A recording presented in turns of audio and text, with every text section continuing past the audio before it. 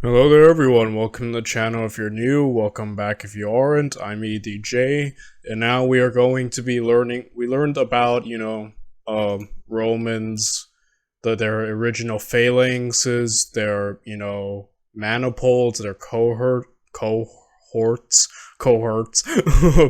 from the battle tactics last video. So now we're going to be looking at the most famous, I think anyone can think about when talking about the Roman military, the Legion, which lasted a long time. It lasted all the way until, I think the Byzantine Empire under Emperor Heraclius, I think. So it lasted quite a while. And yeah, it's, I think, the most famous part of, Roman warfare army. So I'm interested in seeing how, Historia Civilis explains this, and I want to see more in depth of how the legions operated. So yes, if you want to watch the original video, the link is down below. With that said, let us learn about the Roman legion. The command structure of the Roman legion operated with this really beautiful hybrid of a top-down and a bottom-up system. The smallest unit in the legion was the contubernium. This was a group of 8 men. These men ate together, marched together, slept together, not like that, and took care of one shared pack animal together.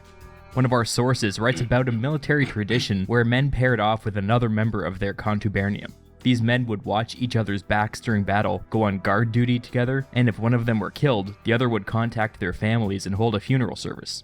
This was, in effect, the smallest unit in the Roman army, but it was so informal that we don't even have a name for it. The man in charge of the contubernium was called the decanus. Decanus, dec, leading 8 men, why not octanus? Well, the contubernium actually had 2 hidden members. Servants, or maybe slaves, to help with taking care of the pack animal, patching up equipment, cooking, cleaning, stuff like that. So in some instances like this one, they were counted, but they were non-combatants, and unimportant for our purposes. Going forward, we will not count them. So a decanus led a unit of 8 men, which is part of this bottom-up system. Not a lot of information survives about the decanus, but we know that they were selected from the contubernium by the contubernium. In other words, this wasn't a promotion from an officer, but rather an election by their peers. In practice, the decanus tended to be the most experienced man in the contubernium. He helped keep order while on the march and disciplined his men when they got out of line, but in battle, he had no significant tactical role. We need bigger units for that. A century was a group of 80 men, and was the most basic tactical unit that the Romans used during battle. Century, 80 men. Again, it doesn't make sense.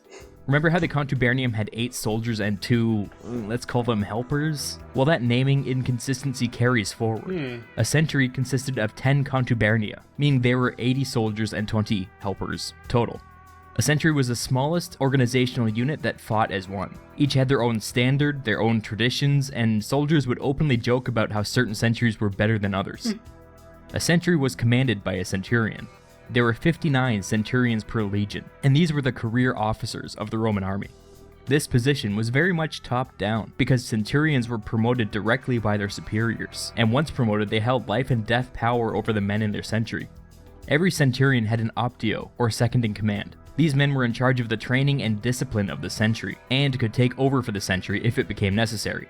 In battle, the centurion led the century at the front, which was actually quite dangerous, while the optio stayed at the back at the opposite corner of the formation. This was so the centurion could, lead, while the optio made sure that the formation was solid and that nobody ran away during battle. Cohorts consisted of 6 centuries, making them 480 men strong. There were 10 cohorts in every legion. If generals were moving men around the battlefield, they were moving cohorts. Each one had its own unique trumpet call, so they could receive orders at a moment's notice without use of messengers.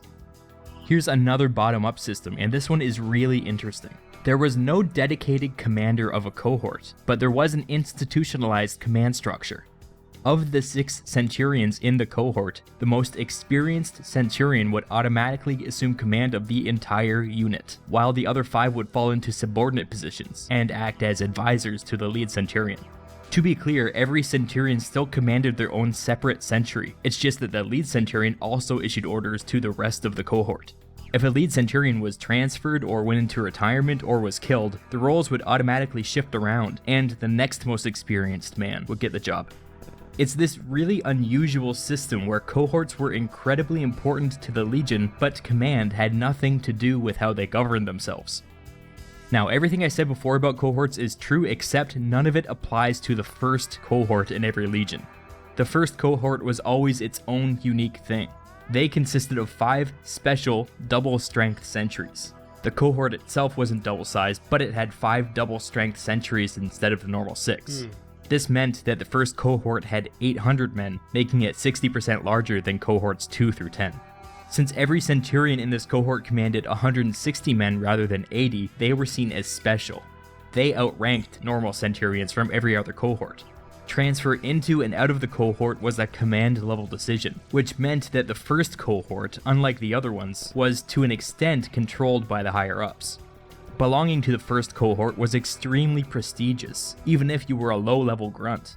The first cohort hosted the Legion's Eagle Standard and, in theory, protected the commander of the Legion, which I'll get to in a minute. The person in charge of the first cohort was the most experienced of these 5 super centurions, and was called the Primus Pilus. He was the highest ranking frontline soldier of the entire Legion. He would sometimes be called up by the commander of the Legion to give his advice and to devise strategy. In this way, he was responsible for representing the views of the rank and file centurions to the higher ups. If the men had a problem, they would go to their centurion, who would go to the Primus Pilus, who would go to the commander of the Legion. There's that bottom-up system again. There are isolated incidents where the Primus Pilus would actually take command of the entire Legion, which just shows how much authority they had over their fellow centurions. Unofficially, this made them the 4th in command of the Legion. The official 3rd in command was someone called the Camp Prefect. They were basically a quartermaster in charge of supplies and construction of the fortified encampment which legions like to build. A pretty mundane job. Except that this man was also a former Primus Pilus, meaning that he had decades of experience under his belt, and experience leading the supersized first cohort. This was the highest rank available to a career soldier. It never says this explicitly in our sources, but we get the impression that this was a pretty cushy job away from the front lines, well suited for a Primus Pilus past their prime. But I don't want to detract from this position. They were appointed by the commander of the Legion, top down, but once in place they were the very embodiment of the institutional memory of the Legion, bottom up. Commanders would come and go, but the old camp prefect would stay put until retirement. The 2nd in command was somebody called the Military Tribune. Get ready, because this one's a little complicated. The Military Tribune was an elected position. It was seen as an early step in a political career, normally taken by a young man before they could officially enter the Senate around the age of 30. This meant that military tribunes tended to be sons of senators, or sons of wealthy families aspiring to have their first senator. Aristocratic, but with an eye towards pleasing the voters back home, top down and bottom up. In the old days, there were 6 equal military tribunes. They would take turns commanding the Legion as a form of training. When the army became more professional, this system was done away with. They replaced it with this. 5 of the 6 military tribunes were called thin-striped tribunes, after their clothing. These young men were basically personal secretaries to the commander of the Legion and had no real responsibilities. Their only role was to watch and learn. They had no command authority, no combat ability, and no responsibilities during battle. They were a bit of a joke, even in their own time. We can safely ignore the thin-striped tribunes. They're dead to us. One of the 6 military tribunes was called the thick-striped tribune, and these are the thick. I'm sorry. Important ones. They tended to be sons of respected senators, and were separately elected with actual responsibilities. They were 2nd in command of the Legion, and had the authority to lead men into battle if necessary. They were still young men and inexperienced, but highly respected, unlike their thin-striped counterparts. A broad-striped military tribune could reasonably expect to go on to become a senator. Finally, we have the commander of the Legion, the legate. This was a senator appointed by the Senate to command the Legion for a specific length of time, very top-down. In all, legions consisted of 5,248 men, including 128 cavalry, 640 decani, 59 optios, 59 centurions of various rank including the primus pilus, 1 camp prefect, 1 military tribune that matters, and 1 legate. What's really interesting is that the 3 command positions within the Legion, the camp prefect, the military tribune, and the legate, represent these 3 different sources of power. The camp prefect represents the professional soldier from the bottom up. The legate represents the will of the Senate from the top down. And the military tribune represents the aristocracy and the people back in Rome, which is a complicated blend of the two. Wow. The balancing act that they're trying to pull off here is a really different way of thinking about bureaucracy. One man is appointed, one is elected, and one got there through seniority, and all had very different constituencies to please. But by using this system, the Legion as a functional unit remained dynamic for centuries. Dang, okay, I really love that. Man, okay, you know, we've heard so much of the Legion, and I've seen so much of it through all of these videos, but it is enlightening to see just the structure of it. This in conjunction to, you know, the structure of the, you know, cursus honorum and the Roman, you know, political hierarchy, and now the Legion, you know, and all the parts that play into it, and just the symbolism is still prevalent even through these ranks. You know, will the Senate, aristocracy, you know, seniority, you know, the ranks going up, and, you know, overall, that's just fascinating. You know, warfare is interesting. It's just how, like, we evolved as, like, a species to be as efficient as possible, and, like, you know, just the formations, hierarchies just all come together to achieve one goal and to be the ultimate fighting force we can be, as we see here that the Romans understood this completely.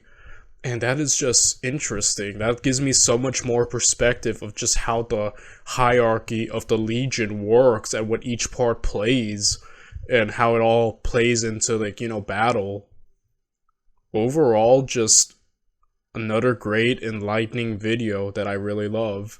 So once again, Historia Civilis has amazed me. This has been another great video, guys. I had a lot of fun with this one, and I will be seeing you all next time.